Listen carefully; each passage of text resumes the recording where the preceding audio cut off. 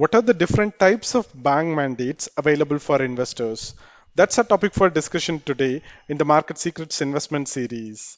Just like there are different ways of setting up your SIP, there are various types of bank mandates available to enable automatic debit from your bank accounts. A mandate is an authorization from your end that this certain biller identified by a specific URN can approach the bank at any time with a bill and directly debit your bank account without needing any intervention from you.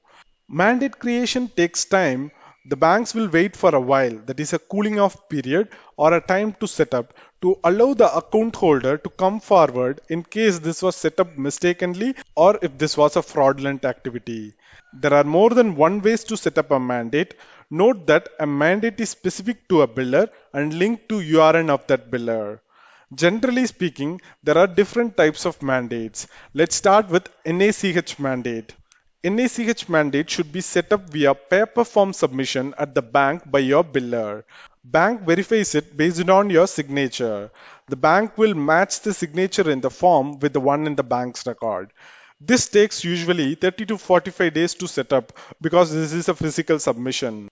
The second and most common type of mandate being used is bill pay mandate. Billers have special deals and contracts with some of the biggest banks in India that you would find them listed in the bill payment section of the net banking portal or the app from the bank. You can simply select the biller of your choice and enter the URN provided by your biller in the net banking portal or the bank app to set up the bill pay mandate. This usually takes 7 days to set up, and once set up, you can modify the limit amount from your bank portal itself. This is the most commonly used option for setting up an SIP. And the latest and the new one is one-time mandate, which is called as OTM. OTM can be set up completely online using your net banking and OTP.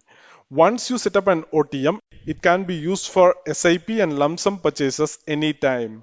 This generally takes 7 to 15 days to set up. So which one should you use to set up the SIPs? As always with the most important things, it depends. NACH is a universal process for the mandate creation. It would work with any biller and any bank.